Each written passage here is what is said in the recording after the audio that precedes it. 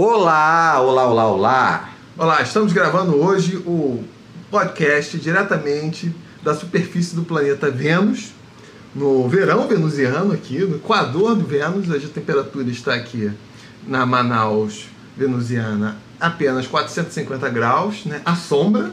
Exatamente. Né? Estamos aqui já no estado de plasma, né? Na atmosfera aqui. Somos seres etéreos e hoje discutiremos... Fale, Péricles de Moraes, qual é o tema de hoje? Que você estava me perguntando agora há pouco, mas você já sabe. Isso, agora. eu adoro. Bom, antes de tudo, hoje é dia 31 de janeiro de 2021, né? Estamos gravando mais um episódio aqui desse maravilhoso podcast, né? Que você não cansa de ouvir, que você fica ansioso esperando por um novo episódio, com essa qualidade desse áudio, né? Essa qualidade dessa produção aqui, com os nossos microfones caríssimos, né? Nesse estúdio aqui com ar-condicionado, sistema de ar-condicionado central, com o nosso pedestal de milhões e milhões é exagero, mas milhares de reais. Então, nosso Sennheiser e outros equipamentos sofisticados. Então, diante de toda essa... E, é claro, isso não é... não vou falar a marca da cerveja. Não é o nosso patrocinador, mas existe uma cerveja aqui que está fazendo parte da... Vamos até dar um brinde, ó, tchim-tchim. Isso. A High Definition. Então, diante de toda essa explanação sobre o ambiente ao qual pertencemos e produzimos esta relíquia que é o Malas Artes Podcast. Relíquia por quê? Relíquia? É. Esse tesouro, então? Tesouro, esse tesouro, é verdade. Então falaremos hoje a respeito dos caôs. Eu sei que hoje tudo é uma merda, então pode se considerar uma relíquia da época que a humanidade tinha preocupação em fazer produções e podcasts com essa qualidade que você mencionou. Você tem razão. Então este tesouro, né? E aí falaremos hoje a respeito dos caôs, dos lero-leros, do que mais? Das enganadas, das mentiradas. Dos papos furados. Dos papos furados, exatamente. Dos gogós. Dos gogós, os famosos gogós, pode crer. Isso é puro gogó. Dos artistas, né? Artistas em forma geral, de forma geral, melhor dizendo. No meu caso, como músico, né?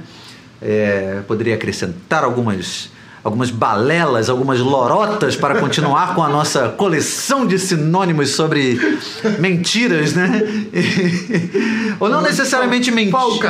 Falcatruas.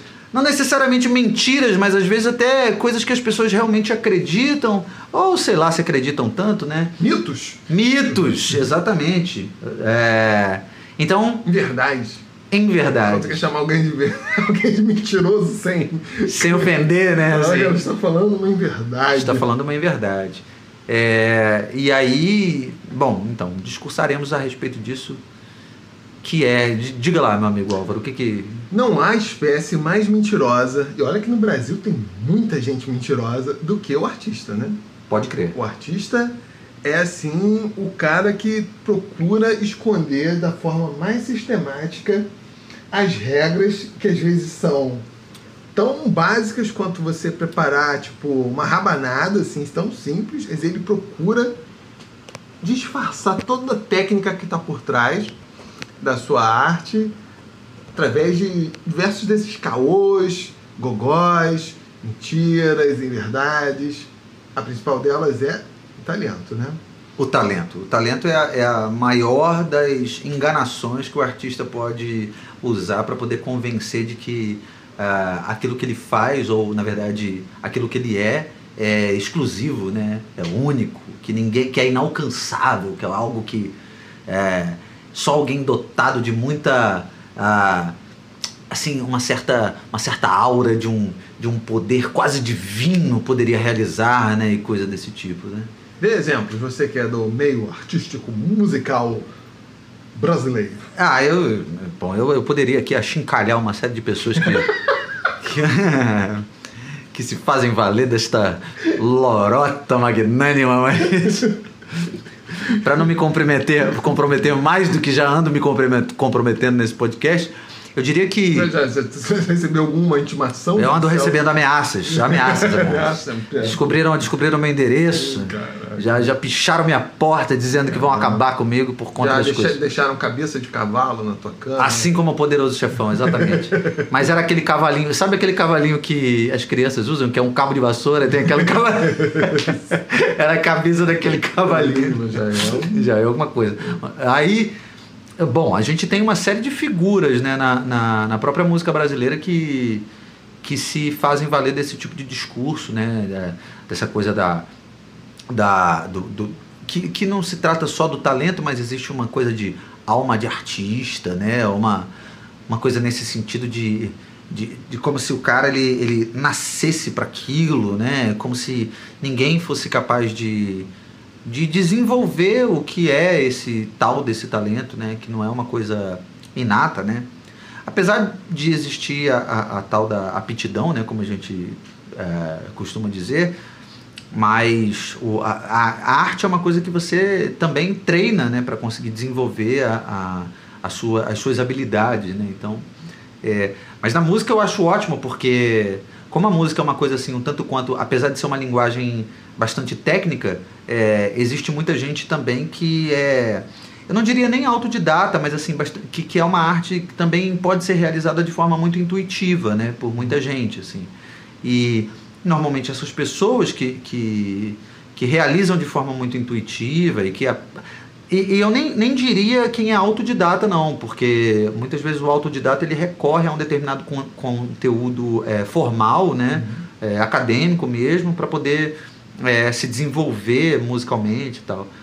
Mas aqueles que produzem de maneira muito intuitiva e que não recorrem a esse conteúdo têm uma tendência, geralmente, a usar esse argumento do talento, dessa coisa que é como um instinto, né, artístico e tal, né, para compor, para criar, e isso incomoda um bocado, né, especialmente quando você é profissional do ramo e quando você ralou pra caralho para conseguir, né, porra, quando tu teve que estudar para conseguir, sei lá, escrever para diversos instrumentos, então para aprender a tocar um instrumento decentemente, coisas nesse sentido, assim.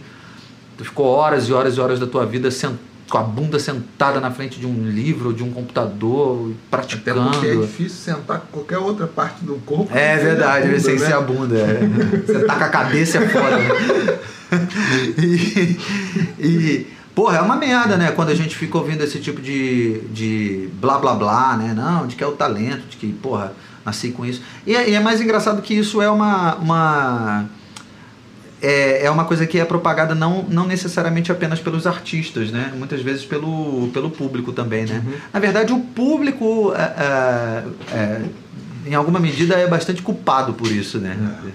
Para ter vigarista tem que ter otário, né? Mas e você, o que você acha? Você já ouviu alguma coisa? Você que é uma pessoa mais envolvida com a literatura, né? Você me diria que isso é uma constante também nesse meio?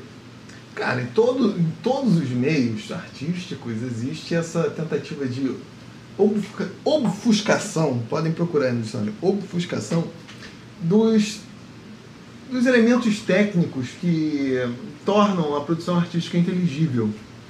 Porque eu não sei se há essa impressão de que isso na verdade tem a ver com o culto do romantismo, né? De que na verdade a arte é a expressão da personalidade, da alma do artista, então, portanto, ela transcende critérios técnicos que são manejáveis por outras pessoas, e isso como nós já falamos aqui, caô, balela. Na literatura, que em tese é de todas as formas artísticas a mais acessível, porque ela lida com a única linguagem que é realmente natural, né? Todo mundo fala, né? Bem, claro, excluindo os mudos aí, os surdos e mudos, mas enfim, também tem a linguagem deles, mas tirando esses, todo mundo fala, então todo mundo é capaz de operacionalizar os elementos artísticos da linguagem, mesmo que elas não saibam disso, tipo ironia, gradações, hipérboles, né? Algumas pessoas fazem melhor, outras piores, umas sabem concatenar uma história melhor, mas é um tipo de linguagem, como o próprio nome diz, natural, então não se cria essa, em tese, em princípio, né? Essa separação tão grande assim. Mas mesmo assim, para determinadas formas artísticas, os caras procuram, né, apagar todo o esforço que teve por trás, né? Existem inúmeros exemplos disso. O Pessoa, num dos poemas dele, falou que escreveu, assim, sentou, porque essa ideia de que a inspiração tá lá, o cara simplesmente, como quase uma incorporação, uma possessão aí, né? O cara sai escrevendo, a obra vem pronta, porque aquilo deriva de uma sensibilidade especial que ele tem, não necessariamente no esforço de revisão, de burilar as coisas. Aí o pessoal falou isso. Não, o poema veio pronto e existem, incontáveis versões de rascunhos que a ideia foi trabalhada durante um tempo grande. Mesma coisa o Edgar Allan Poe, O Corvo, que é o poema mais famoso dele, ele dá a entender na filosofia da composição de que ele partiu de uma ideia completamente abstrata, assim, em termos de forma, não apenas de como quer ser o metro, né, essas coisas, mas como é seu esquema de rima, e é claramente uma forma que não é orgânica, claramente é uma racionalização do artista após a produção, só que o fato de ele apresentar aquilo como se fosse algo super, hiper racionalizado que transporta para um nível de genialidade que a pessoa comum não teria. Na música, curiosamente, acontece o contrário, né? Justamente porque é uma expressão artística extremamente formalizada, os músicos têm a tendência em negar esse planejamento prévio. Na literatura parece que acontece o contrário, né? Há uma tentativa de hiperracionalizar uma produção, um manejo que é mais livre, né? Porque você está lidando com a linguagem natural. Na música, não. Você tem, como estou aprendendo aqui com o professor, né? As formas, né? Existem formas físicas, que, claro, na literatura também isso existe, mas como é uma linguagem muito mais formas fixas, você firme, rigorosa e enfim, matematizada, enfim, o nível de formalismo da música isso não aparece porque ainda mais no Brasil, a maior parte das pessoas não tem acesso a uma educação que permita minimamente entender isso. Então isso favorece a esses embusteiros, também esquecemos essa palavra, embuste, se apresentarem como, possuídos de de uma força sobre-humana, de um talento que, já teve casos... saber extraterrestre. Exatamente, porque as pessoas ficam... Justamente porque as pessoas não sabem operacionalizar a música, não sabem o que está acontecendo, parece que quem consegue tirar um som de um instrumento, né, mesmo que seja uma coisa boba, ela parece dotada de um talento assim, invulgar, né? Como se o cara estivesse tirando algo... eu já passei por essa experiência assim, algumas vezes e é muito interessante. Por exemplo, você termina de tocar em algum lugar, aí você tá com um grupo de músicos, né? E aí você para para tomar uma cerveja num bar qualquer, e aí como tá todo mundo meio com os instrumentos, aí em algum momento a galera bebe um pouco e começa a querer tocar, né? Uhum.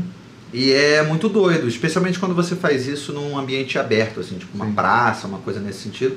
Como que as pessoas começam a se aproximar, assim, e observar aquilo como se fosse um acontecimento meio mágico, né? Porque é uma coisa do tipo, caralho, como é que esses caras conseguem fazer esse som, assim, né? Essa coisa soar meio organizada, mas ao mesmo tempo muito espontânea, né? Como se fosse algo... Como se fosse meio mágico mesmo, né? Gera essa admiração, assim, né? O que me incomoda, na verdade, é exatamente isso que você falou. Por exemplo, na música, as pessoas, em geral, né, muitos músicos gostam de fazer de conta de que esse estudo prévio, essa preparação, essa formalização do ensino, do aprendizado, ele não existisse, né? Ficam querendo enganar essa etapa, né? Enganar quem assiste, que essa etapa existiu antes, né? Para parecer uma coisa exatamente assim, meio mágica e... Enfim, como se algo que... como se você fosse especial, né? Você é especial porque você consegue fazer e aí o outro se sente meio... Não, isso não é pra mim, eu não tenho talento, eu não conseguiria fazer isso. E eu acho que isso mais desvaloriza do que valoriza, porque você não, porque nunca fica claro o quanto tempo de dedicação, esforço, às vezes dinheiro também, né? Investimento, às vezes não, né? Sempre tem que haver alguma quantia de investimento, porque minimamente você comprar um instrumento, né? Então o quanto que você precisa dedicar ali da tua vida, assim, de diferentes formas para poder conseguir alcançar ali aquele objetivo de tocar bem um instrumento, então de conseguir compor, escrever, enfim. Fora o custo de oportunidade, porque você poderia estar fazendo uma série de outras atividades. Você poderia estar já sendo um cafetão, um bicheiro, um assassino de aluguel. Você poderia ter uma série de outras atividades que você estaria desenvolvendo enquanto você está ali apanhando, estudando, aprendendo um instrumento. Pretendo tocar aquela desgraça. Outra coisa que me incomoda... Você ia falar alguma coisa? Não, só que eu queria sempre ser cafetão. Né?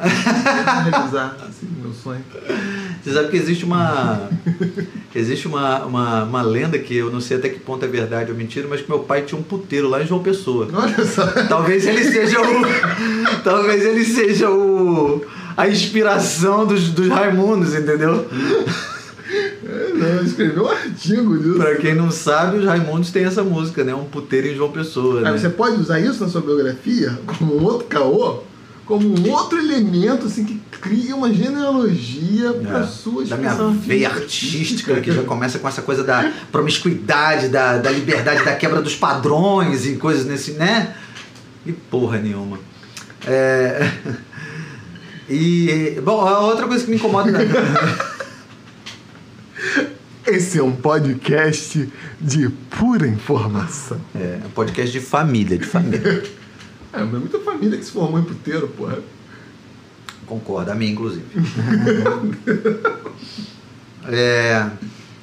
A outra coisa que me incomoda bastante também são esses mitos, não só a respeito da coisa da formação mesmo do músico, do artista em geral, assim, mas... Por exemplo, em música existe muito essa coisa da performance, né? E também essas lendas que envolvem a performance, assim, né? Tem uma coisa que me irrita pra caralho. Uma das coisas que mais me irritam é essa coisa do palco sagrado. O palco sagrado é minha rola, cara. O que é o palco sagrado? Palco salgado. Sagrado. Não, porque no palco... porque no palco você não pode fazer isso, no palco você não pode fazer aquilo. Ou então quando eu entro no palco, eu me sinto diferente. Quando eu subo no palco, eu incorporo não sei o que lá. Aí aquele cara que gosta de entrar descalço no palco, sabe? De cantar descalço, de tocar descalço. Vá pra casa do caralho. Eu não, definitivamente eu não... Eu não tenho esse grau de romantização sobre as coisas, sabe? E olha que eu sou músico há bastante tempo, assim, eu comecei com música na adolescência, eu me profissionalizei cedo e cara, desde aquela época eu nunca tive essa jogada de olhar para a carreira de músico assim como uma coisa meio, sabe, sabe essa coisa meio alternativa, assim, essa coisa típica da burguesia folclórica carioca, assim, esse papo do palco, de pisar no palco e de sentir a energia, a vibração do palco. Pô, bicho. Mas você também não acha que se não entrar esse discurso assim meio bicho grilo, ainda mais com os meios de reprodução técnica... Lá vamos nós. Não, você não acha que você não pode criar uma ruptura? Porque às vezes o público quer justamente isso, que é... Essa magia mesmo, que é o caô, esse mistério, né? Que é o caô. Uhum. Isso é muito claro. Um dia desse aí eu tava lendo um livro de História da Mágica, porque eu sou um homem muito vagabundo.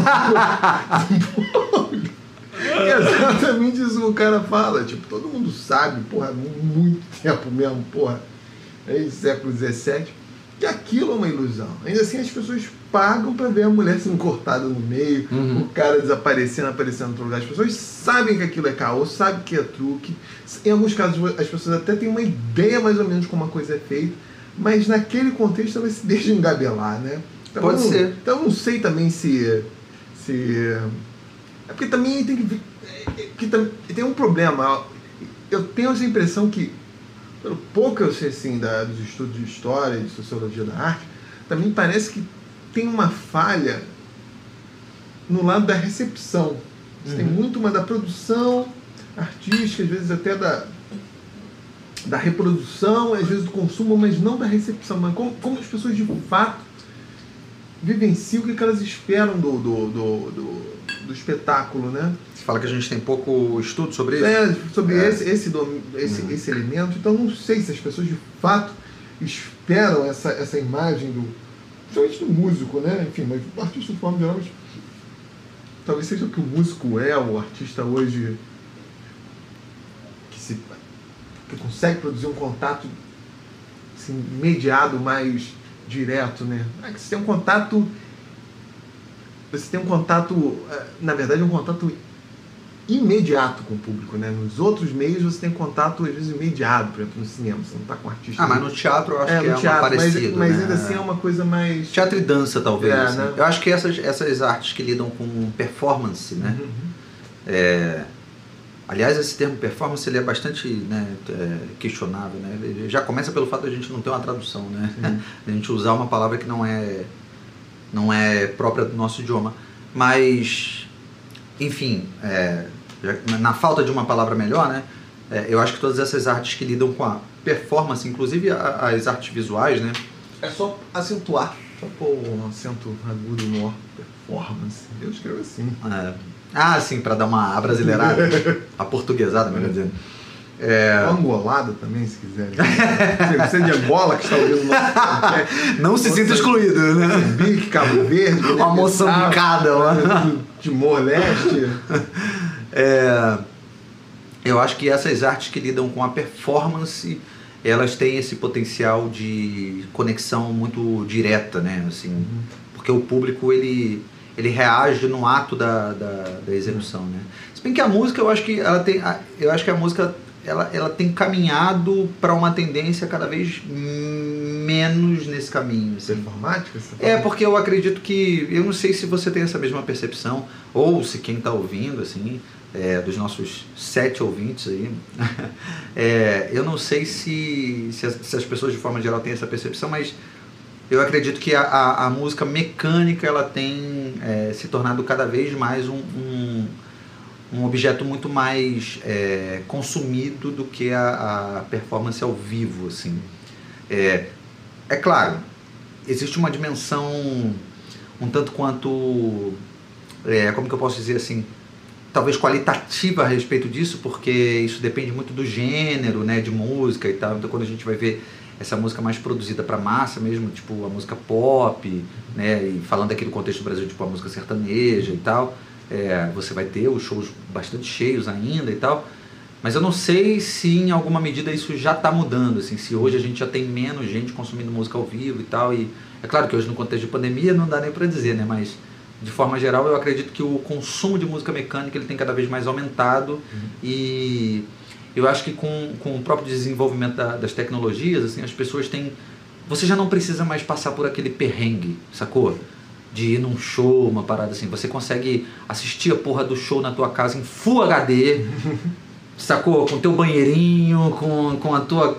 Sacou? Assim, com o teu sofazinho e tal, e com um sistema surround ali, fodão na tua casa. Mas acho que nós já tratamos disso, mas aí... Sim, a gente falou um pouco disso. Mas o ponto é... Então você pode procurar nos nossos aí atrás para voltar a ouvir isso. Que o ponto é o seguinte, ainda assim, apesar de todas essas amenidades que você pode ter em casa, as pessoas continuam, pelo menos algumas, continuam indo ver o artista. Sim.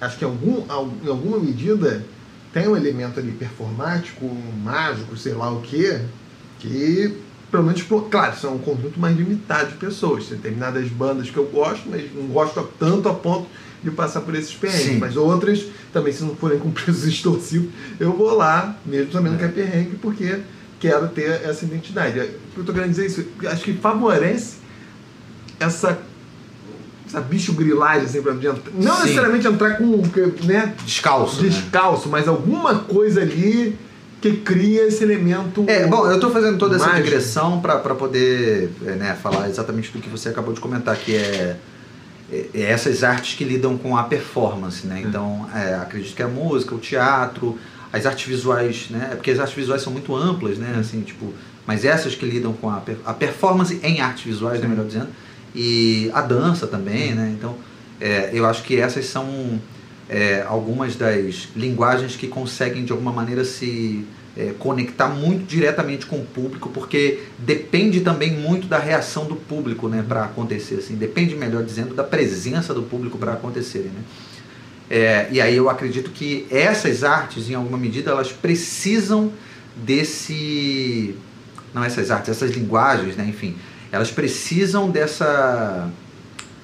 disso que você falou, assim, a bichogrilagem, né, assim, para gerar esse elemento meio mágico, esse mistério em torno da coisa e tal, que é o que exatamente atrai o público para querer estar ali no momento da realização, né, no momento da execução, porque não estando ali, essa coisa, por exemplo, do cara entrar para tocar, o cara vai tocar um instrumento, mas tem que entrar descalço.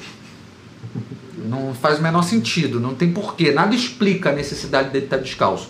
De repente numa... Pô, é melhor ficar descalço que calçado. Do seu ponto de vista do conforto, pode ser, né? Mas o problema é que a explicação nunca é essa, né? Por exemplo, num espetáculo de dança, eu consigo entender absolutamente a pessoa estar descalço, assim, tipo... Porque muitas vezes a coreografia, enfim... No teatro também faz sentido em alguma medida. Porém, eu entendo também que na música, no ato da performance, existe um elemento cênico. Sim. Né? E isso pode contribuir. Mas a gente está falando aqui é do lero-lero. Lero-lero. É do lero-lero. É quando o cara entra falando, não, porque eu tenho que sentir o palco. Eu preciso... Se o cara entra descalço porque existe um elemento cênico na performance dele, né? Mesmo sendo um concerto, um show de música e tal... Tá tudo certo. Agora, vem com esse papinho de... Pô, mas é isso que eu tô falando do negócio da história da mágica. Imagina um mágico chegando lá. Eu vou aqui com uma série de implementos mecânicos, espelhos e alçapões, fazer... Te enganar. Fazer essa mulher sumir e aparecer na outra caixa. Porra! Pode ser sugestão, ó. Se alguém fizer essa porra, eu quero metade dos royalties. Tá registrado aqui. Menta mágica, né? Mágica que explica como vai ser. É meio Mr. M. Mr. M, pode crer. Mas o Mr. M cantava toda a letra. Aí você só faz a ironia de como vai ser. Os caras não se recusam. Quer dizer, o espetáculo de mágica continua sendo ainda baseado na empulhação. Outra palavra que faltou, empulhação. No caô, no lero. É óbvio que todo mundo sabe que quando o cara tira... Claro. Na verdade, a pessoa está vibrando para ser enganada, né? Você vibra, caralho, que foda. Mas eu acho que vibra pela habilidade do cara de conseguir fazer aquilo ali. Sim. E de você não saber como faz. Se enganar, exatamente. Isso é maravilhoso. O que eu digo é que, tipo, o que existe... Tudo bem. Vamos tentar encontrar aqui o sentido disso tudo, assim, né, dessa discussão. Porque eu entendo, por exemplo, num espetáculo de ilusionismo, assim como a própria, né, a palavra diz, né, é isso, é você ser iludido, né, você vai lá porque você quer, em alguma medida, você às vezes está torcendo para dar errado, para você descobrir, né, falar, ih, se deu mal, não sei o quê, porque o ser humano é podre, né, a gente gosta de ver a merda, né. A gente não gosta do sucesso, a gente quer a desgraça. Não. Somente dos outros. Exatamente. Não, do nosso a gente quer o sucesso, mas dos outros a gente só quer a desgraça, né? Quer dizer, não sou um fracasso. Pra poder ficar um pouquinho deprimido, curtir uma depressãozinha. Assim. Vai ser cancelado falando isso. Não, tem que levar a sério. Você é especial. Você é amado, você é querido. O mundo precisa de você. Bom, então existe essa coisa de, porra, a gente quer ser um pouco enganado ali também e curtir aquele momento sem saber como foi, achando foda, apesar de saber que é um truque, que tipo, tem toda uma mecânica por trás e tudo mais. Eu acho que isso se justifica, porque no caso do ilusionismo, né, da mágica e tal, o espetáculo ele é feito por isso, né, por criar uma aura de mistério, de como que eu posso dizer assim, até mesmo uma certa conexão espiritual, assim, que você não conseguiria explicar apenas através da racionalidade e tal. Então eu acho que eu consegui entender muito bem, mas eu acho que numa outra medida, assim, outro tipo de linguagem, como a própria música, eu não consigo justificar como que a performance ela pode ser melhor relacionada a isso. Porque são os mesmos truques, cara. O cara que você sempre fala essa porra que o Santana ficou rico dando band. Sim. Porra, é uma parte. Quando eu comprei a primeira guitarra comprada do Felipe Filgueiras, meu parceiro lá no projeto Nota Fria, a guitarra até foi mais cara do que deveria ser, hein? Mas tudo bem. Mas na época eu não me conhecia. Cara, eu fui tocar lá na casa do meu pai. Meu pai, pô, mas não faz aquele sonzão de guitarra, etc e tal. Na cabeça dele, o fato de ter uma guitarra, por si só deveria ter tirado. Tipo, ele estava associando um som típico de guitarra dele, que é cheio de pedal, processado, caralho, a 4, com um simples instrumento, né? Sim. Então o cara faz aquele som, porra, cheio. A guitarra é o instrumento mais caoseiro do mundo. Pra caralho. Aquele. Porra, dá uma. Caralho, que som foda. Porra, parece que de fato o cara tá fazendo um troço ali. Sobrenatural. Sobrenatural, porra. É o que você falou, o cara ficou rico dando band, pô, o cara põe um sustain lá, pô, uma pessoa que tá de fora não tem a menor ideia de como tá saindo aquele som e aquilo parece uma coisa, porra, transcendental. É uma coisa de habilidade de tirar um. Né, que uma pessoa mais marota, com um estudo maior, vai ver, porra, tem outros elementos, né? Sim. A questão técnica, o que não quer dizer que também você saber onde encaixar uma nota sustentada maneira, não, talento. A gente não está falando de questão técnica sob o ponto de vista do virtuoso, nem nada disso e tal. Mas, porra, o resto do público, sustentar um lá que... Porra, caralho, que foda. Uma parte das pessoas não tem a menor ideia de como isso... Tem aquela coisa, né? Você sabe, eu sei alguma medida, porque tem alguma ciência dos... Mas isso não desmerece o cara, não. Assim, quando eu brinco com essa coisa do Santana, assim, tipo, eu falo que ele é o rei do pipoco, né? Que eu falo, né? Que ele tem aqueles licks, né? Os licks são os pipocos, né? Que eu fico brincando. Ele tem aqueles licks que ele repetiu a vida inteira dele e tá tudo certo. Mas tá tudo certo mesmo, assim, de verdade. O que eu na verdade, falo dessa coisa da empulhação é o lero-lero da coisa...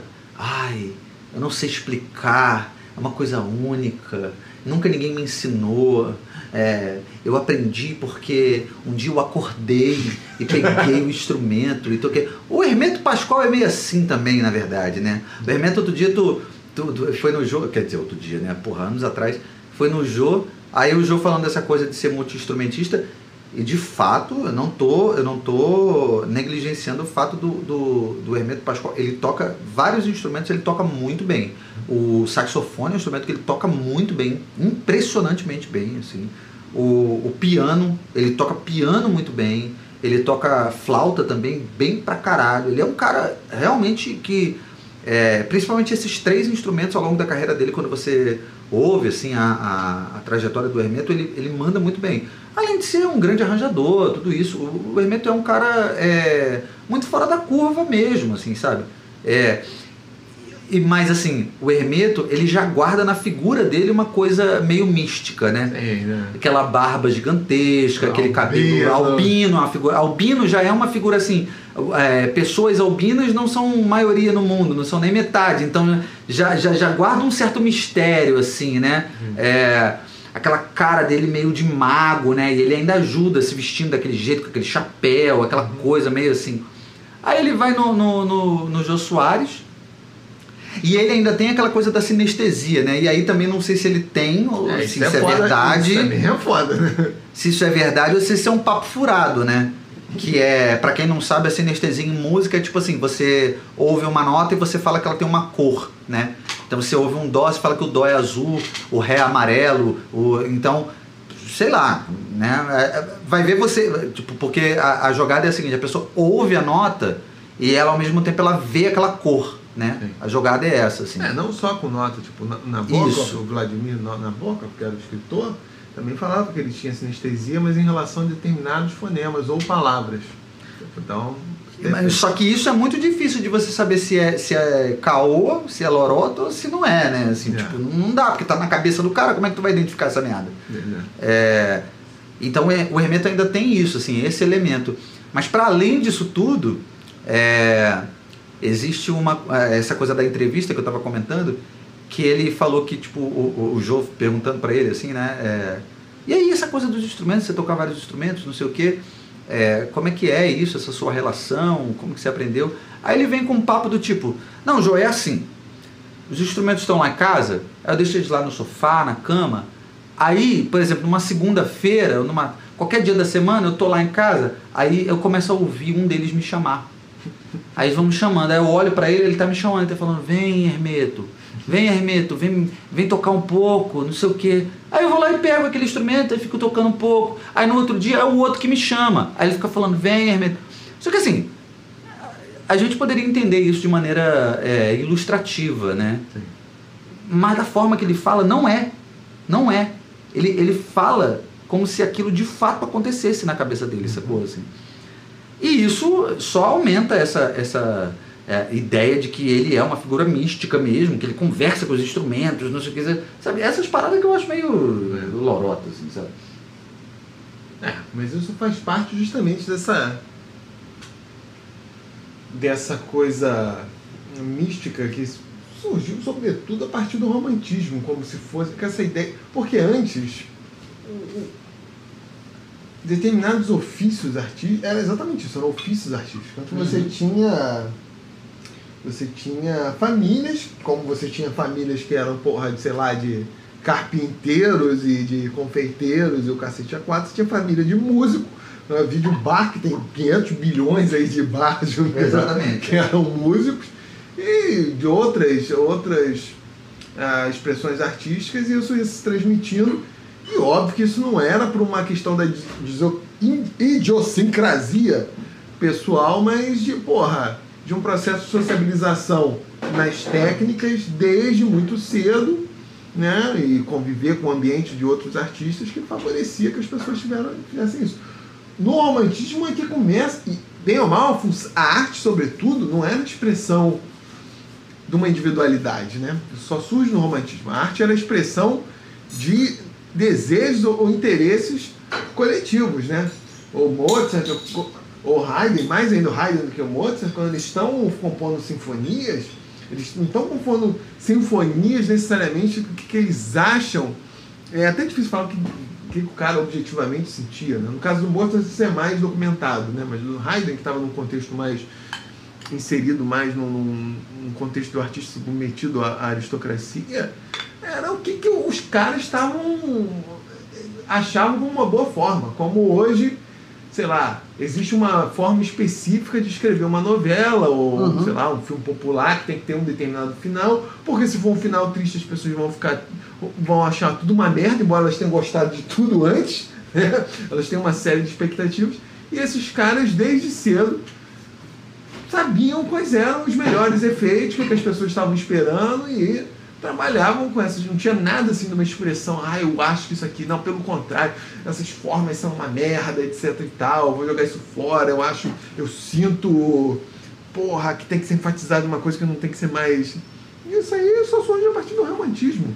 Isso surge a partir do romantismo porque você tem uma expansão, primeiro, da concepção do indivíduo pela sociedade toda, e ao mesmo tempo você tem uma expansão do público consumidor, que permite justamente a aparição, como vou falar, bancável, não sei se essa expressão é melhor, mas de pessoas que estão fora da curva. Porque por mais que o cara fugisse assim, do gosto médio, mas tem um conjunto já de individualidade capazes de consumir aquilo e bancar o cara que, na verdade, o que o cara está achando que é a autoexpressão dele é de um grupo minoritário que, por sua vez, se identifica com aquilo e banca o sujeito. Aí favoreceu esse discurso de que vem, sei lá, sabe-se de onde, né? Sabe-se lá de onde, etc. E tal. Esse mito do gênio, né? Assim, né? Eu não nego que acho que existe de fato. Tem um amigo meu que tem uma perspectiva mais sociológica dessas coisas, e eu sempre evitei entrar muito por isso, porque, tirando os raros prazeres da minha vida, além da cerveja e de outras bebidas alcoólicas e briga de bar também. O quê? Briga de bar, né? Que vai ter um artigo do professor Glomer em breve sobre briga de bar. Seria uma racionalização muito grande desses processos sociais que estão por trás da produção artística. Embora, no grosso, eles sejam socialmente determinados, mas é inegável que para determinadas pessoas, tem uma série de conjuntos imponderáveis ali.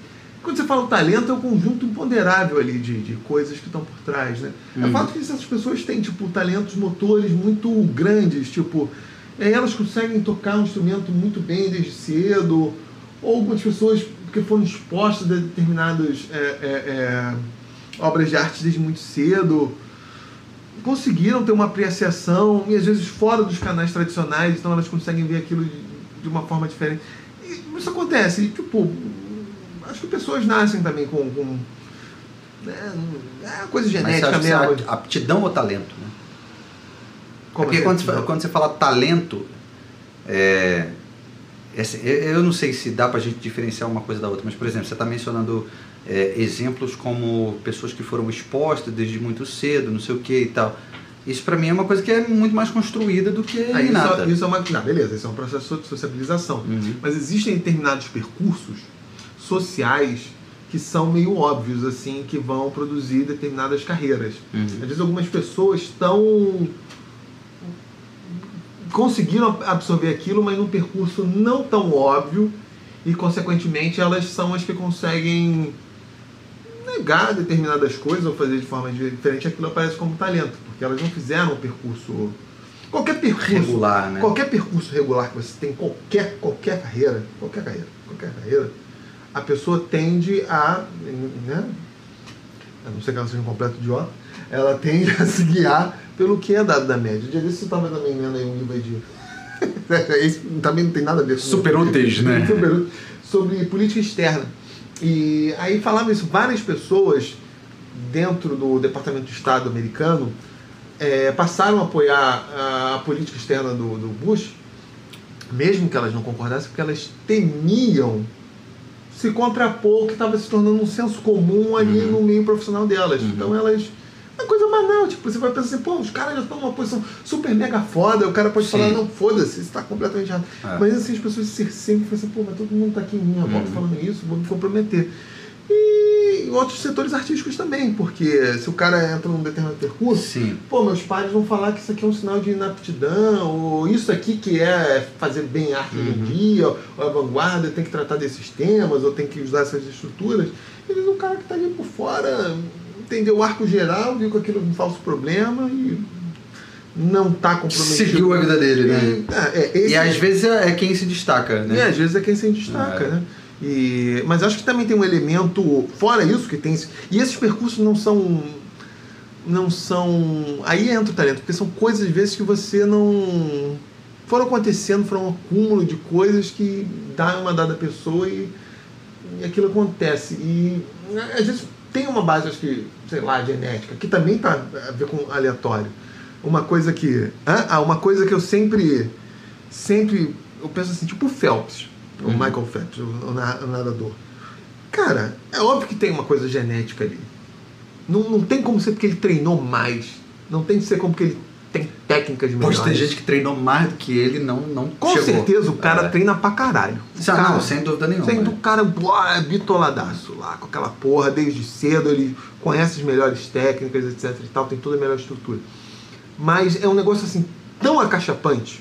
Sim. Como o Bolt também era, acho que nós até falamos disso, né? Sim. Era um negócio assim... Que é muito além da média. Porra, é um negócio assim, tão discrepante. Assim, então... Não é possível.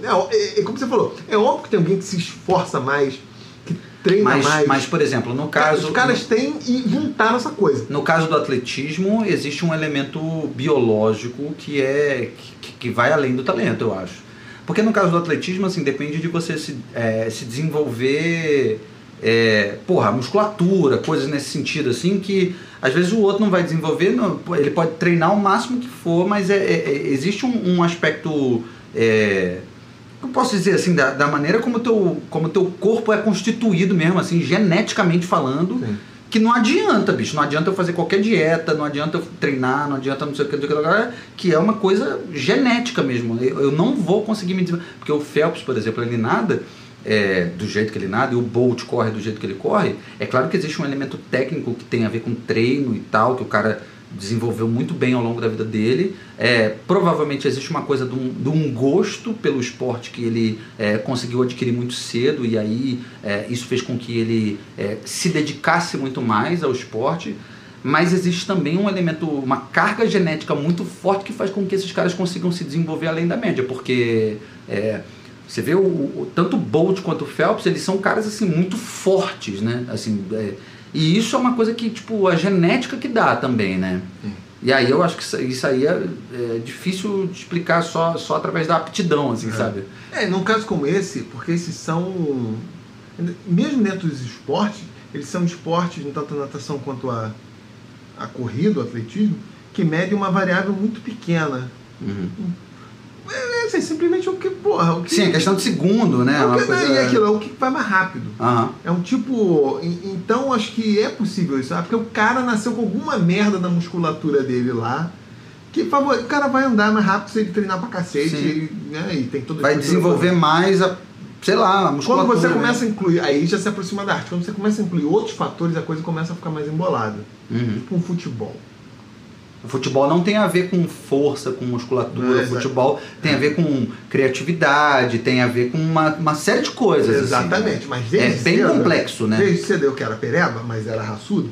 Já você percebeu, assim, tipo aqueles caras que jogavam, porra, bem, o cara sabia, porra, o cara tem alguma coisa, mas não é simplesmente eu corre mais, que salta mais, faz mais forte.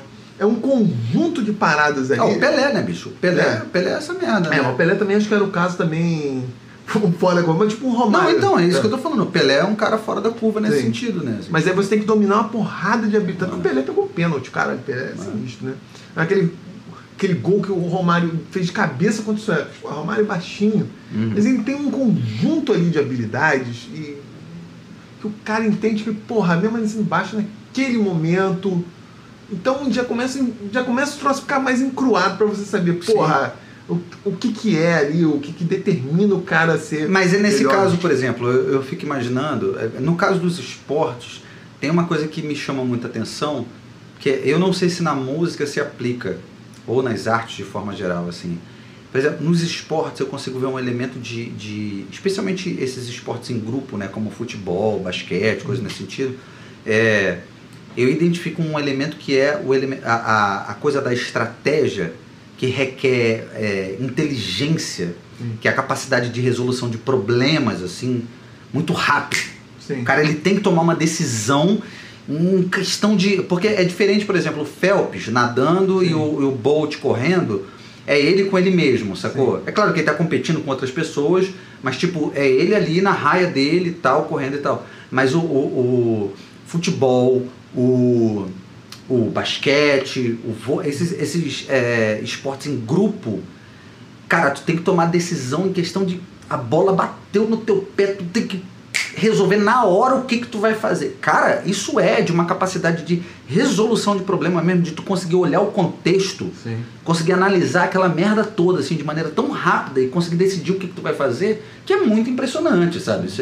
Isso envolve talvez o talento esteja mais aí do que na habilidade técnica, sei lá, que seja desenvolvida através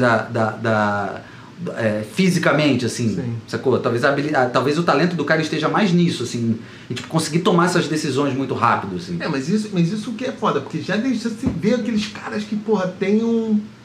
Você vê, aqueles que já são meio de bola, tipo, não...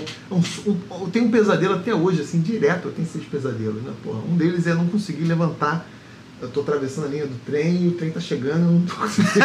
Eu fazia isso na época da escola, pulava as linhas. Cara, tipo, eu tô na cara do gol, veio a bola, eu dou um chute fraquinho. Porra, caralho! Aquele chute que pega de trivela assim não vai, né? Não vai. Mas é exatamente isso, porque você... Às vezes você sabe o que é, mas você também tem que ter já toda uma...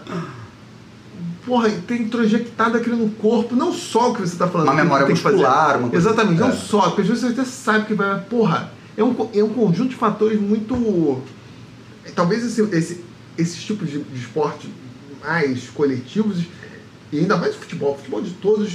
Um dia eu escrevo sobre o futebol, porque o futebol o maior e é o esporte mais popular. Tem razões mas eu ontológicas. Eu acho que o esporte... Na verdade, eu tive várias discussões sobre isso isso parece com a música. Com o meu cunhado. Porque o meu cunhado ele jogou profissionalmente. Quarto de forma geral, eu concordo. Então, voltando pro Gumbrecht, né? Ele fala exatamente disso, né? Ele discute a estética através do esporte, né? Assim, é muito interessante. Mas enfim, eu tava conversando com o meu... Toda hora a gente retoma o Gumbrecht, né? Assim, eu, na verdade. Você, né? Ali, alguma coisa. O meu cunhado, ele jogou profissionalmente, né? Assim, naquela fase da adolescência e tal. E a gente fala muito sobre isso. Na verdade, sempre E o meu pai, voltando a falar do meu pai, né? Do puteiro em João Pessoa. O meu pai, quando veio pro Rio de Janeiro, meu pai é paraibano, né? De João Pessoa. Ele era jogador profissional do 13 da Paraíba, né? O famoso 13 da Paraíba, famoso só no Nordeste e talvez só na Paraíba, né? E meu pai era zagueiro e tal, lá no 13 da Paraíba. Na verdade, ele ganhou grana jogando profissionalmente, assim, não muita grana, mas foi o que possibilitou ele vir pro Rio de Janeiro para estudar, né? E aí deixou o puteirinho lá, só tipo, rendendo uma graninha. Mas aí é muito engraçado porque eu sempre volto no futebol, assim, porque eu sou um pereba, nunca joguei, não gosto de futebol, não sou ligado a futebol.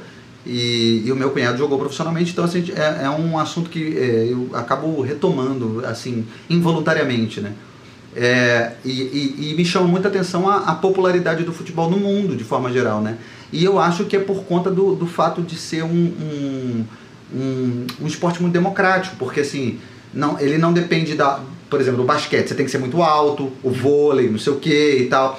O futebol, você não depende da altura, qualquer um consegue jogar e aí você vai e coloca os caras nas posições, por exemplo, o zagueiro tem que ser um pouquinho mais alto, não sei o que e tal. Praticar futebol, você só depende de uma bola e um espaço qualquer, que você bota o seu chinelinho ali para ser o gol, não sei o que e tal. Então, você não depende de uma estrutura muito grande. Eu acho que isso facilita muito com que o esporte tenha se tornado cada vez mais popular e tal entre as pessoas. E aí acaba que você consegue encontrar gente com... Assim, não sei se... Eu acho que no fim das contas a gente consegue perceber pessoas que são muito talentosas pro futebol pelo fato de ser um esporte muito popular e muita gente querer se tornar jogador de futebol, né? Enfim. E à medida como ele é fácil de ser... comparado com a arte, né, de forma geral, né, a própria estética do jogo, assim, que é muito forte, apesar de não existir uma racionalização a respeito disso, né, ela acontece de forma natural, assim, mas tem um elemento de planejamento, né, muito grande, assim, e para além disso a improvisação, que isso é incrível no futebol, né? Adiantando meu artigo, a ontologia do futebol. Já estamos afastando. A gente já abriu um parêntese gigantesco, nós voltaremos em breve. Estamos falando de talento, na verdade estamos falando do caô dos artistas, né? Então, o caô dos artistas envolve talento, essas porra toda. E aí vai tudo vir no bolo. Mas uma das razões aguardem meu artigo, o Lesma do Saleiro, a ontologia do futebol. Primeiro, tem a ver com o fato que ele é... A bola é manipulada com a parte do corpo menos hábil possível. É verdade. O pé. Aí, isso cria uma plasticidade porque a parte do braço não tá, né, tá livre ali. Isso exige um tipo de coordenação extremamente complexa, né, porque, manipular objeto com o pé é foda. O futebol, além de ter esses elementos que você falou da simplicidade, ele é um esporte, ao contrário, sei lá, do vôlei ou do basquete ou do tênis, em que a pontuação é abundante, né? A pontuação do futebol é um evento raro. É por isso que o gol gera aquela distensão, uma catarse, né? Porque o gol é raro, né? Uhum. Mesmo no passado, quando tinha aqueles jogos de 7-6, ou o Brasil recentemente levando um 7-1, mesmo assim, em relação a esses outros esportes, o gol é um elemento raro. Então isso, né? E esse outro elemento que você tratou. No futebol não há um fator decisivo, assim, visível.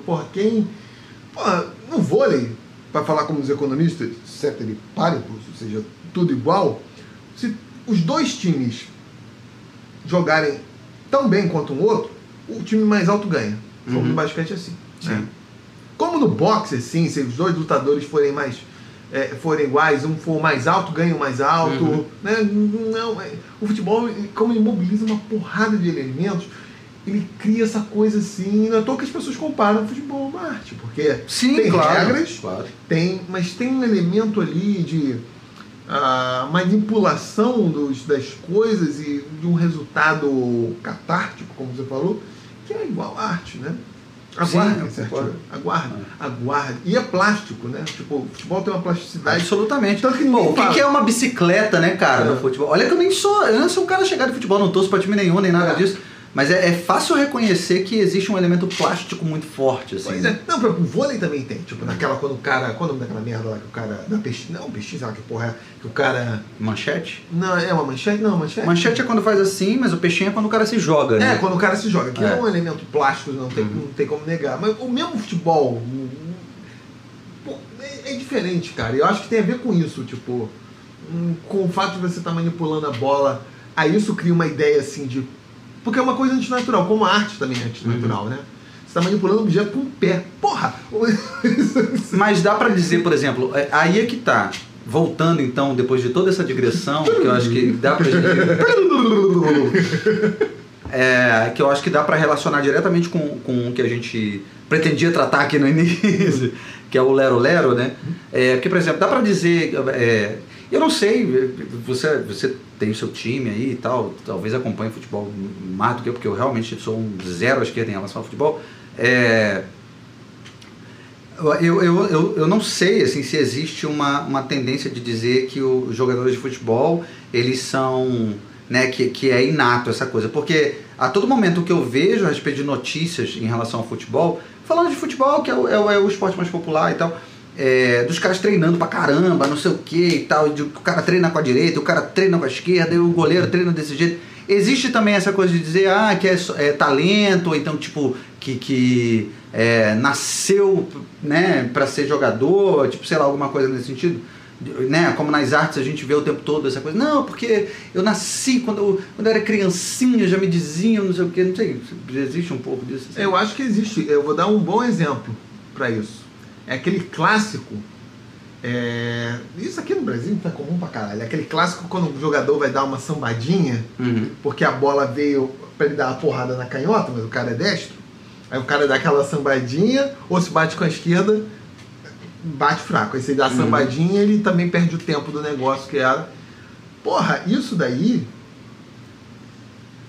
Isso é uma vergonha, porque isso tinha que ser treinado. O cara deveria ser capaz de receber qualquer nota. Qualquer jogador deveria ser capaz disso, porque eu tô falando. Porque meu venerando pai fica puto com essa porra. Que meu pai era bom de bola também quando era jovem. Mas ele falava isso, ele treinava, tipo, meu pai nunca foi essa porra aí, como o teu, por exemplo, de jogador profissional e tal, era só um peladeiro, fominha, né, como até hoje, com 60, 65, acho que ainda consegue jogar. Ele fica puto com isso, por quê? Ele fala, cara, só treino.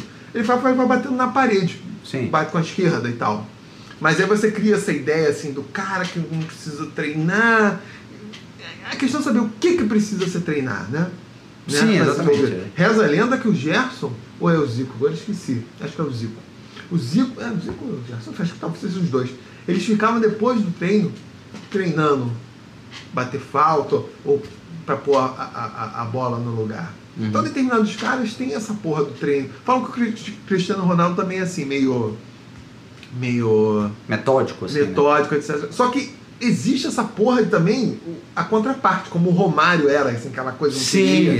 treinar, etc e tal, babá, mas talvez o cara já tivesse desenvolvido essas habilidades. A questão não é, e aí eu treino, porque o cara já desenvolveu, né? Já tá introjectado, e, tipo, o cara tem um determinado estilo. Mas eu fico pensando, por exemplo, a minha mãe, ela até hoje ela tem uma inquietação assim a respeito de mim, porque ela não consegue entender como que eu acabei me enveredando por esse lance de música, assim. Porque eu comecei com isso muito cedo, tinha tipo, sei lá, não é muito cedo, na verdade não é muito cedo, né? É muito cedo para quem nunca teve estímulo, né?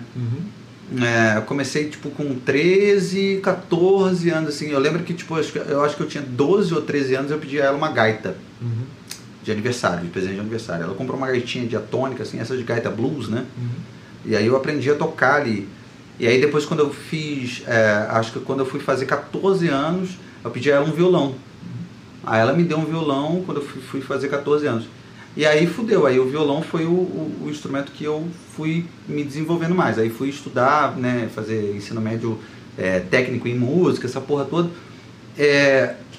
E aí a minha mãe nunca entendeu. Aí depois acabou, aí aquilo que deveria ser uma coisa meio tipo, adolescência, né, e tal, fui estudar música, não sei o quê, virou minha profissão, é o que eu faço hoje em dia e tal, arranjador, essas porra toda. Minha mãe até hoje ela não consegue entender, assim, né, vez ou outra, assim, passa alguns anos, a gente volta a conversar e ela, caralho, eu nunca entendo, Péricles, como que isso surgiu em você, assim, por que você começou a gostar tanto, assim, ao ponto de se interessar, de querer tocar um instrumento. Ela não sabe nem, por exemplo, como que eu escolhi tocar gaita no início, assim, sabe? E depois violão, da onde eu tirei essas coisas. Agora, é claro que se eu for parar para pensar, assim, em alguma medida, eu sofri influências, sabe? Não influências de pessoas próximas da família. Sim. Mas, por exemplo, eu atribuo o fato da minha mãe ouvir muita música. Minha mãe ouvia música pra caralho, todo dia, sim, muita música. E eu atribuo a esse fato o meu interesse de ouvir tanta música, de tanto gênero diferente, assim, me causou alguma curiosidade a respeito daquilo ali, e eu acho que em alguma medida eu fui começando a me interessar pela parada. Esses são os fatores mais imponderáveis, assim, que estão por trás, que é difícil você avaliar. Eu também sempre ouvi uma família, assim, muito musical, etc e tal, e por algum motivo isso é uma das coisas que eu nunca entendi, assim, tipo, até que a família tinha uma condição, assim, razoável, mas não estudei muito, tirando um período que eu tive aula na escola de coral, não estudei formalmente música, né, tipo, foi um negócio que fui pegar velho e tal, e ao mesmo tempo não tenho essa coisa da habilidade, não tem, isso é uma coisa minha desde sempre, motora, não sei se para enxergar mal, etc e tal, mas sempre ouvi muita música, sempre tive muito interesse, mas faltou essa teve um gapzinho. Teve um gap, que talvez aí é questão de certos percursos sociais, porque certas coisas acontecem, não acontecem. Agora, por outro lado, eu era um excelente goleiro, né? Até porque geralmente as pessoas não querem ser goleiro, mas eu era um goleiro muito bom. Eu era pereba bananinha, mas eu era um goleiro muito bom. E até as pessoas falavam assim, não, o cara tem que fazer escolinha, etc e tal. Pô, várias pessoas, eu acho que era sério mesmo, tipo,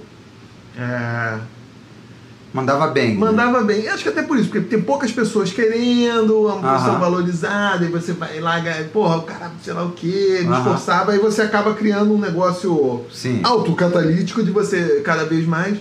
E teve uma época que falaram assim, não, você podia ir na escolinha. Só que aí já tinha um percurso social de classe média, ainda mais morando lá na puta que pariu do subúrbio.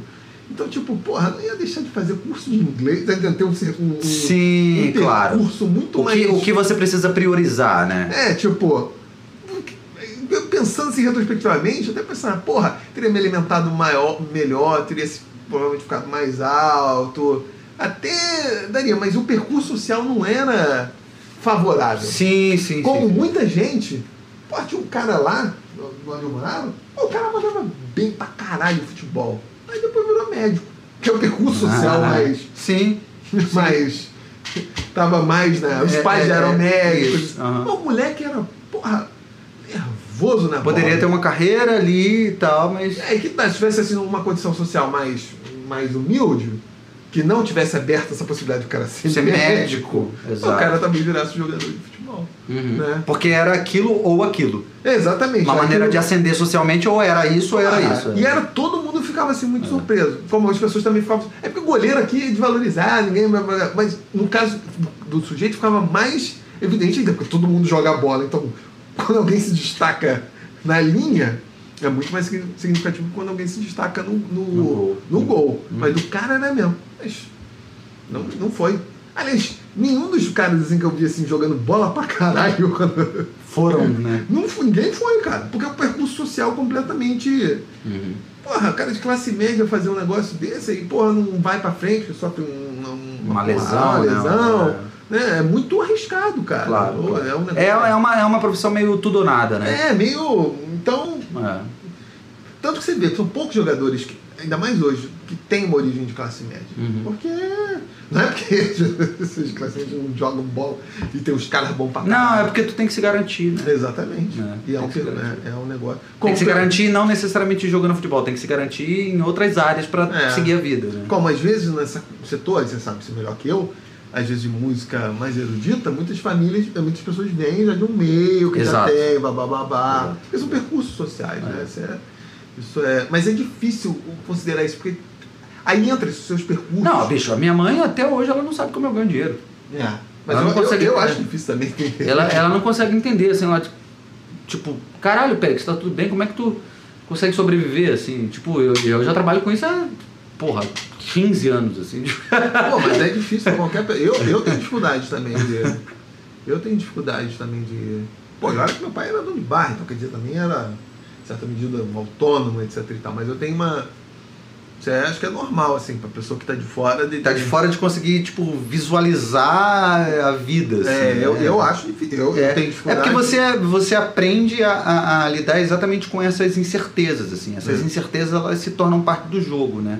Por exemplo, eu não penso... Nada na minha vida eu penso mês por mês. Sim. Que é diferente de uma pessoa assalariada. Pra mim é ano. Eu penso no ano.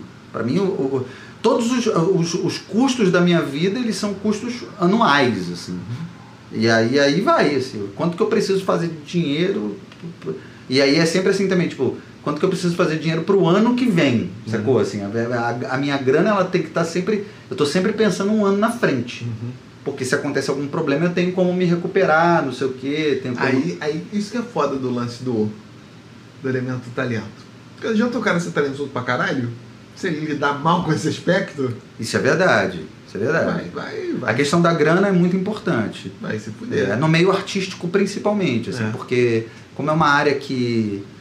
Mas aí é que tá, por ser uma área que a profissionalização ela é muito precária aqui no Brasil, né, como falávamos antes de começar a gravar, e as pessoas não têm essa dimensão sobre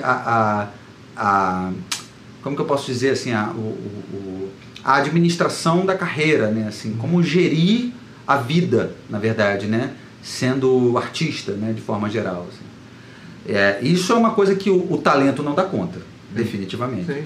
Isso é uma coisa que você precisa estudar para aprender a fazer. Assim. Por isso que assim, eu estava mencionando o Hermeto Pascoal, né, e tal, que, sem dúvida nenhuma é uma figura importante na história da música brasileira, é inegável. E apesar de eu sempre... achincalhar o Hermeto Pascoal, assim, porque eu acho... Na verdade, o Hermeto Pascoal, pra mim, é igual Jesus Cristo, assim, no sentido de que, tipo, o problema é a fanbase. Eu gosto muito do Kiko Loureiro, né, que é esse guitarrista que tá tocando com o Megadeth hoje em dia, que era guitarrista do Angra e tal. E ele é um cara que fala muito disso, assim, nas redes dele, sobre a necessidade de você... viabilizar a tua carreira, né?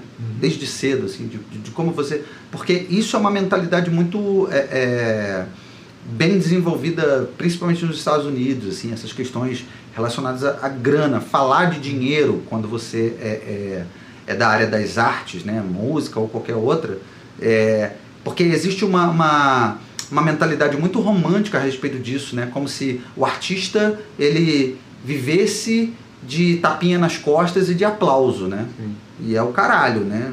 Sim. Mas aí que tá... por isso que eu falo... aquela discussão, tipo assim, às vezes o cara que vai realmente criar é o cara, por algum motivo imponderável, tá completamente independente dessas necessidades. Como Charles Ives, que é um professor americano, que um cara foi completamente ignorado, assim, até o final da vida dele. E o cara tava fazendo coisas assim bastante radicais, de vanguarda, e com polirritmia e o cacete A4. E o cara só pôde fazer isso porque ele tinha uma posição confortável numa empresa de seguros. Ou seja, o cara não estava num percurso social convencional de um músico que dependia de vender sua partitura, de ter suas obras executadas. Só coroa com quase 70 anos que ele foi ouvir lá algumas obras dele serem executadas. Então, às vezes, sei lá, tipo, as pessoas que estão inseridas e estão com essas preocupações, que elas não são manifestas para o público, elas vão tender a fazer uma produção que seja mais aceita pelo mercado ou sociologicamente aceita, enquanto os grandes criadores ou os caras são justamente os que estão fora disso, né? Porque eles não estão com essa preocupação, eles estão... Mas isso não tem a ver com talento, tem justamente com o percurso social, que libera o fulano desse tipo de preocupação, né? Mas eu acho que é possível você administrar, assim, você construir uma carreira, melhor dizendo, em que você tenha o equilíbrio dessas duas coisas. Acho que não é impossível você atender uma demanda de mercado que te viabilize a carreira e, ao mesmo tempo, ter uma mentalidade de poder desenvolver o seu próprio trabalho, assim, de forma que você consiga se expressar artisticamente sem estar preocupado diretamente com a... É isso, assim, com a rentabilidade, né, desse teu trabalho, assim. Eu acho que dá pra você consegue fazer as duas coisas, assim. Não é que... É claro que o tempo que você vai ter para dedicar, né, vai ser diferente, porque você vai estar... Não é uma questão assim que eu acho que não dá. É que o percurso de algumas pessoas já está tão fora que sequer essa preocupação se põe, entendendo? Então, entendi. Esse troço nem aparece, entendendo? É um tipo de preocupação que nem aparece, né? Então isso permite determinadas expressões que são um pouco convencionais, não são regidas pela apreciação dos pares, tipo, qualquer meio que você começa, tipo, teu amor próprio, tua posição, depende da avaliação do outro, né? De alguém que é tido como qualificado no ramo, nas suas possibilidades você vai entender a andar, mesmo aquilo que é considerado excepcional dado momento, vai ser excepcional desse grupo. As pessoas estão cagando, né? São outsiders. E isso é uma coisa muito recorrente. Tanto que, na história da arte, isso ocorre diversas vezes. Isso é um clichê, né? O cara não foi reconhecido em vida, etc e tal, vai ele recuperar da frente. Mas por que isso acontece? Justamente porque é um cara que não está, por algum motivo, né, qualquer, ele não está ou não conseguiu se inserir nisso que é o caminho normal. Então o cara está usando formas, ou que é porque ele não domina mesmo as formas convencionais, ou porque não está preocupado com isso, ou não sofre pressão para ele se enquadrar. Né? Tem um exemplo na música brasileira, principalmente, que eu tenho uma certa ojeriza, na verdade, assim, não gosto. E acho que todo mundo baba muito ovo, assim. Agora eu vou falar, hein? Tu me pediu pra falar no início. Que é dotada de uma... existe uma... Como que a gente fala assim? Um grupo de pessoas... Mas nem são fãs, assim, são... E aí, fudeu? Acho que até sei quem é. Quem é? Eu não sei, fala você, porque o processo vem pra você. É a Maria Bethânia. Sabia? Essa mulher não tem fã, ela tem uma entourage, sacou? Assim. Sabia? Depois conta a história do baterista lá. Basicamente, essa mulher é uma escrota, né?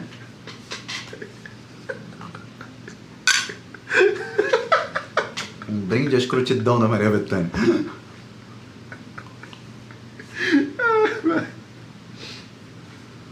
Maria Bethânia me processa.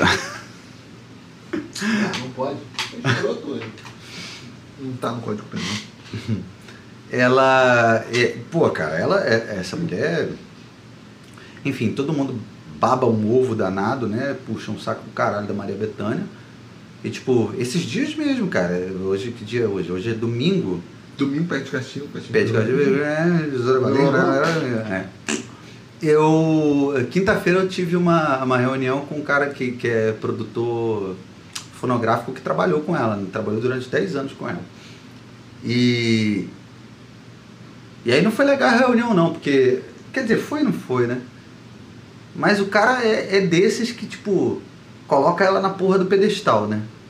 Apesar de assumir que ela não sabe absolutamente nada do que ela tá falando. Assim. É impressionante, cara. É impressionante. Por isso que eu tô falando, ela tem uma entourage, ela não tem fãs, ela não tem profissionais que trabalham com ela. Ela tem ali um grupinho que, tipo, cerca ela e ovaciona, né? Assim. Uhum. E aí o cara falando que, tipo, o quanto era difícil, mas como foi um aprendizado, como foi desafiador. Porque a mulher chegava e falava assim, estou ouvindo a minha voz azul, quero minha voz amarela. Cara, vai se fuder, né, bicho? Que papo é esse? Dentro de um ambiente profissional, assim, que você está lidando com profissionais, que linguagem é essa, assim, que é impossível de entender? E aí você vai dizer, não, porque ela é uma pessoa diferente, não sei o que, é igual o Hermeto Pascoal lá, não sei o que, da sinestesia. Não, não é, porque o Hermeto Pascoal, ele sabe. Não. Quero essa música aqui em sol bemol. Quero essa música aqui. O cara pode até ter, ele consegue correlacionar o que ele sente com uma linguagem mais formalizada que é possível de comunicar. Sim, né? Quero minha voz azul. Aí, porra, chega e fala, quer tirar os PAs, quer trocar os PAs. Porque tá ouvindo a voz dela muito profunda. Ela não entende a linguagem, assim, ela não sabe o que ela quer dizer. E ela é exatamente esse tipo que entra descalço no palco, sabe? Assim, esse papinho de sacou? Assim, ela é exatamente esse perfil de artista que é fácil de odiar, assim, sabe? Mas é aquilo que nós já falamos. Nem sempre, eu sempre cito essa porra. Puta que pariu, mas foda, eu sou meio... Eu não sou um velho fudido e que repete as coisas, fazer o quê? Que triste. Eu já acho todo mundo que tem 18 anos bonito. Enfim.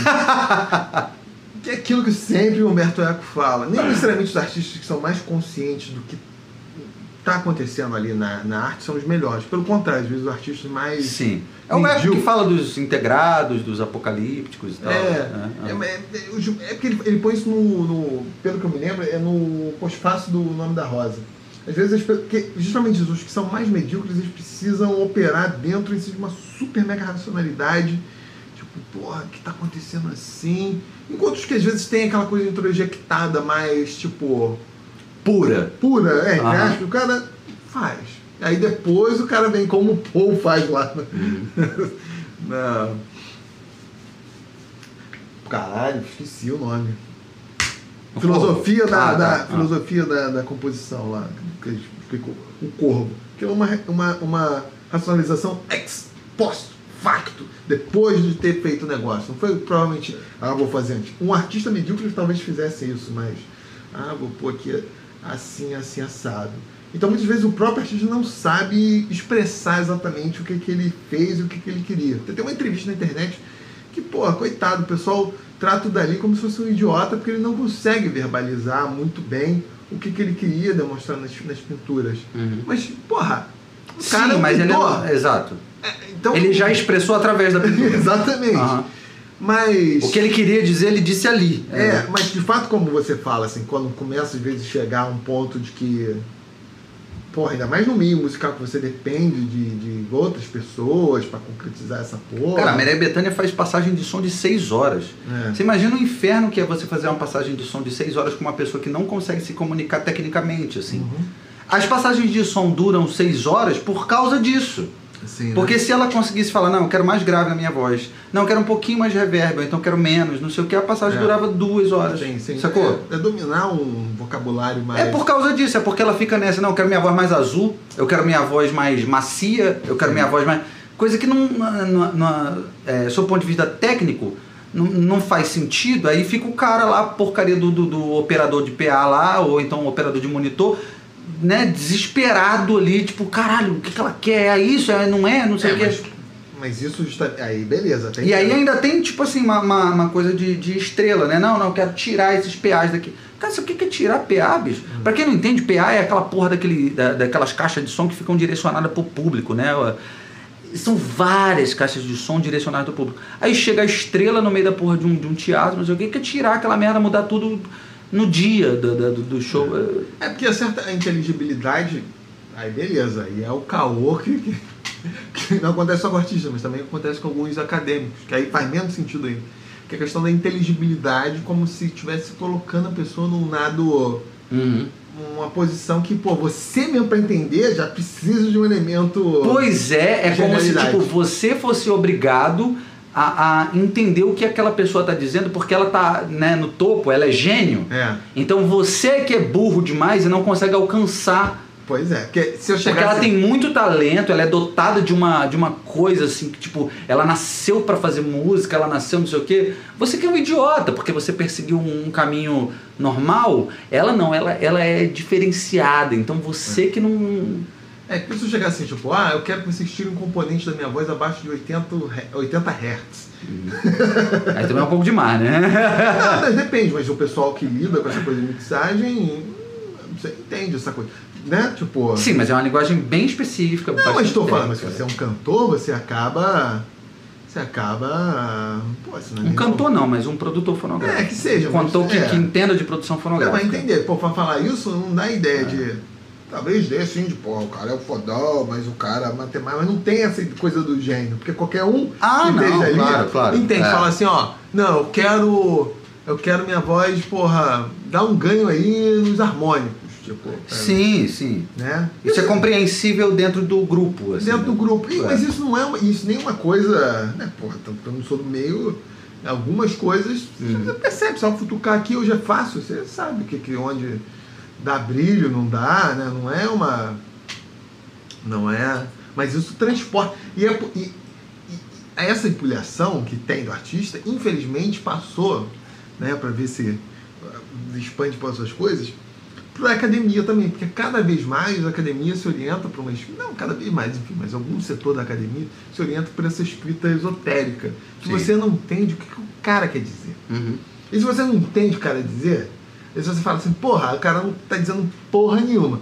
Não, você que é burro, você que não entendeu. Claro. Aí essa linguagem, ela lida muito mais com aspectos afetivos, o que você acha do que está falando, como às vezes a poesia faz, ou a literatura, só que a literatura e a poesia são artes. Elas estão exatamente querendo transmitir sensações, às vezes. Então mais o Hayden White, né? O Hayden White, que discute exatamente esses aspectos, né? Da escrita acadêmica ali e tal, da história especificamente, assim, também, né? Então, tipo, quando isso vai pra parte acadêmica, cara, isso perde completo. Primeiro que é uma escrita, tipo, uma das poucas coisas que eu entendo na minha vida, além de ovo rosa, é de literatura. De ovo rosa.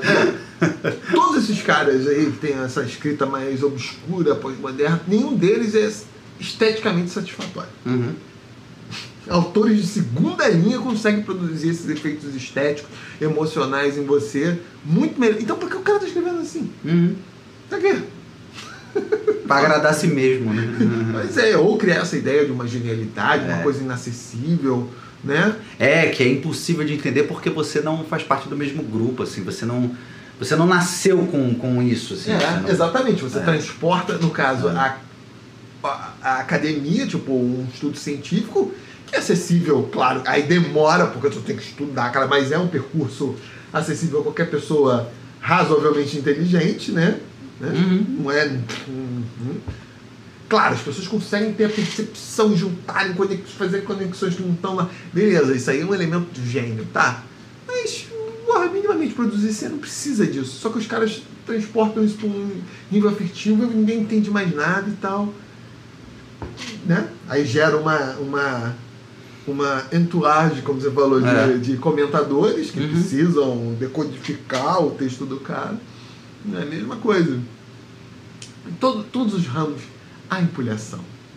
Empulhação, o lero-lero. Lero-lero. Como dizíamos no início, vamos relembrar aqui os nossos sinônimos para terminarmos esse papo que não conseguimos concluir absolutamente nada. Pra variar. E que também fugimos do tema, e que se estivéssemos fazendo uma redação do Enem, levaríamos 0 por ter fugido do tema. Então... Ainda bem que não é uma redação. A intenção inicial era falar da questão do talento e da... Mas pau no cu dessas gerações eu vou fechar isso aí. Pau no cu dessas gerações. Sabe por quê? Porque conforme eu fui cada vez... Cara, é o seguinte, quando eu fiz provas FET, colégio naval, eu tirei notas altíssimas na redação. Quando eu fui fazer o vestibular, as notas caíram. Eu estava escrevendo muito melhor. Vai ver por isso. Tipo, É porque você não estava atendendo a um determinado... Vai ver, você estava sendo livre. Você estava conseguindo, Pois entendeu? é. Eu já não tava... seguir a manada. Eu escrevia muito melhor quando fui fazer prova de vestibular. Vai contar. Só que exatamente, eu já fugia do negócio lá. Esse é o problema. É porque você já era vanguarda. Vanguarda. Era talento que não cabia dentro das formas. Mas não é exatamente isso. Tem essa coisa... Você estava sendo criativo demais. Esse era o problema, entendeu? O cara já não sabe se você está fugindo como esse podcast. Se você está fugindo da parada, você está simplesmente usando um recurso. Nesse podcast você não vai saber se estamos fugindo do tema, se estamos sendo muito artísticos, né, para respeitar a concordância, ou se estamos apenas bêbados já. Então, não é isso. Descubra. Agora, mas 2 exemplos, 2 calos que eu gosto muito, para voltar lá. Um é o do célebre Ulisses do James Joyce. Ulisses é um livro, foi um livro que fudeu com a minha existência como escritor. Tanto que essa porra é um encosto na minha vida. Por quê? Porque até hoje eu não consigo me libertar dessa ideia de que tudo foi planejado de antemão. O que é, embora eu saiba disso, um verdadeiro caô. Porque quando o Joyce escreveu, ele deixou um cara publicar um esquema interpretativo do livro que associava cada capítulo, além... Antes de você continuar, deixe-me dar o prazer aos nossos ouvintes neste calor de 480 graus do Rio de Janeiro. Aqui, ó. Vemos. Vai lá. Eu vou fazer um também. Então ele fez... Acabamos de terminar. É mesmo? Ele fez um esquema de explicativo do livro que, além de associar cada episódio da Odisseia, por isso o nome Ulisses, sendo que em alguns desses episódios é foda você ver qual a conexão que eles têm já com o episódio da Odisseia, que seria o elemento mais visível. Cara, teve uma vez que eu li duas versões da Odisseia antes de voltar a ler Ulisses. Esse é o livro que perturba a minha existência. Em alguns eu não consegui estabelecer a conexão. A conexão que o Joyce queria que tivesse nos episódios. Não bastasse se ele associa cada episódio a uma figura de retórica, uma cor, um órgão do corpo. Fora esse já é mais óbvio. Um horário do dia. Mas tem outras associações. Cara, não dá pra perceber em alguns casos essas associações. Não dá. Eu tô há 20 anos em busca de 22, na verdade, 14, desde meus 14 anos, lutando pra encontrar fodendo toda a minha capacidade criativa de escrever alguma coisa, tentando desbravar essas conexões. E não, em alguns casos não consigo. Não rola. Não consigo devassar, cara. Porra, eu não me considero exatamente burro. E em literaturas que eu entendo, eu não consigo ver. Então acho que já tá nesse domínio aí do caô. Outro exemplo que é bom, e isso fode todo mundo, fode aqui. Né? Você fica assim, caralho, meu Deus do céu, o cara fez isso aqui, cara, como eu não percebo. Você, não, meu Deus do céu, se eu escrever alguma coisa, você tem que entender e superar esse negócio. Melhor forma você afirmar seu lugar como gênio em algum gênero artístico é isso, é fuder com todo mundo. Com os outros criadores que querem te... Ninguém entende porra nenhuma e fica, caralho. Não, é compreensível. Tipo, o livro é plenamente compreensível. Não, mas tô falando aqui, tipo, tu fuder teus pares, né, assim, né? Não, o livro é compreensível, porque se criou também esse mito, porque tem uma galera que acha que o livro é... Mentira, ele é um livro plenamente legível, existe esse mito. Agora, essa conexão com esse modelo que ele criou, esse super mega... É o que está por trás. Você só entende o livro se pescar essa estrutura invisível, que é o foda. Que é esse é o caô que o cara contou. O outro é do nosso querido Villa-Lobos, aquela anedota, né? Isso é maravilhoso. Ainda bem que tu lembrou disso. Isso é maravilhoso. Esse é um dos maiores caôs da história da música mundial, nem diria brasileira. Villa-Lobos, pode falar isso melhor que eu. Vem com aquele papo lá, nativista, folclórico das músicas indígenas, teria essa história. Deixe-me apenas fazer uma introdução. Eu gostaria que você comentasse sobre esse caso, né? Bom, para quem não sabe, nossos queridos ouvintes, né? O Villa-Lobos, para quem desconhece, se bem que eu acho que se você está ouvindo esse podcast aqui tão popular, né?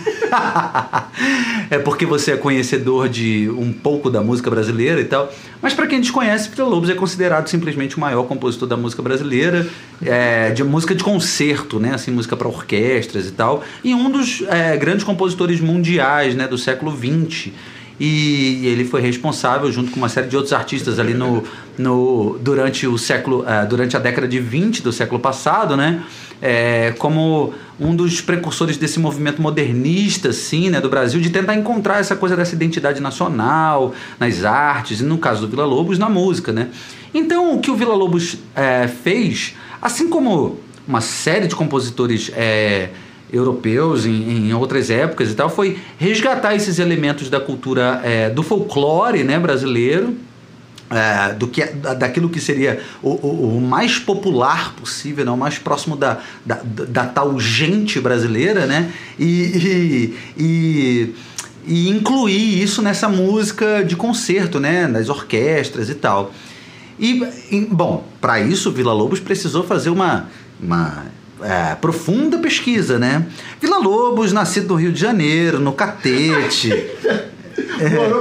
Morou aqui perto da Cruz Vermelha e tal. Morou aqui, toda nessa região central aqui, Catete, Glória e tal. Sempre viveu pelo Rio de Janeiro. Era um tocador de violão, vagabundo um pouco, porque o pai não gostava que ele tocasse violão, ele ia tocar com os Chorões, né, e tal. Né, tocar aquele chorinho lá, aquele violão, então se aproximar da cultura popular. O pai queria que ele aprendesse violoncelo e tocasse em orquestras.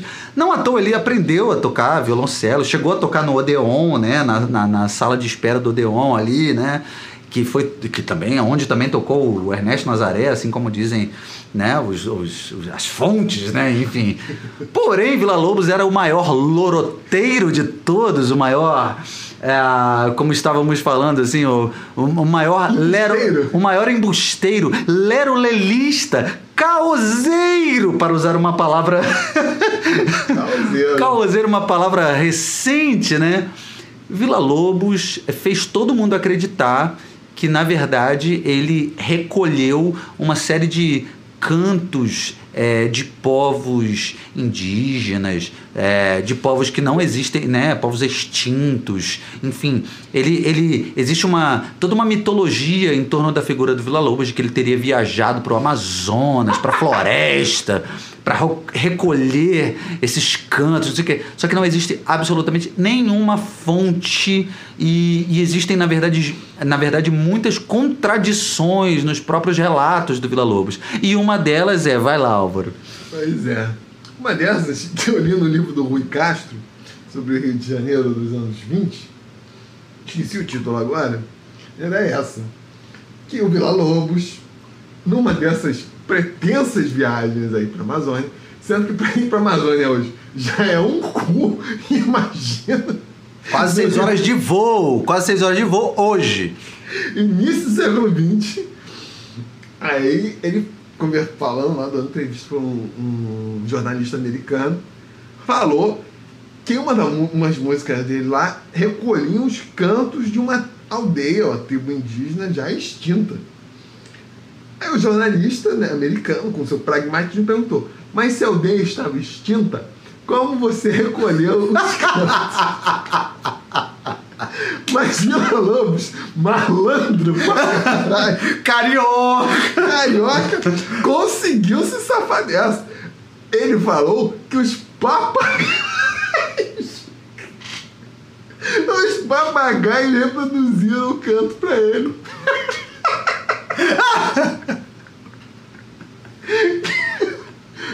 Isso é genialidade.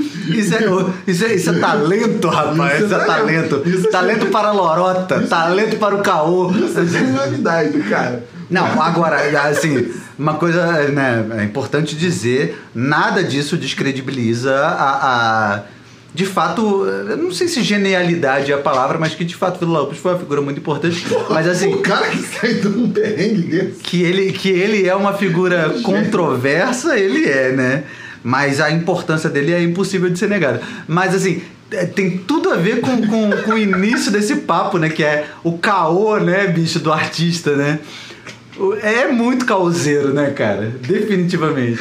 Mas o melhor é que ele conseguiu. Encontrar uma resposta, tipo, imediatamente. Ele né? contou um caô, e depois, quando ele foi colocado contra a parede, ele se com um caô melhor. Mais absurdo ainda, né?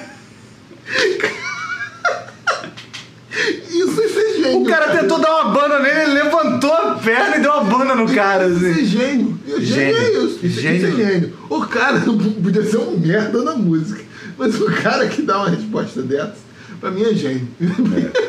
Pra mim, você se safar de uma merda dessa, cara, no ato, no frio. Bom, podemos concluir que, além de Salve Vila Lobos, viva a todos os artistas causeiros, loroteiros, embusteiros e todos os sinônimos Todos os possíveis. profissionais do ramo da publicidade, camelôs do trem, Exato.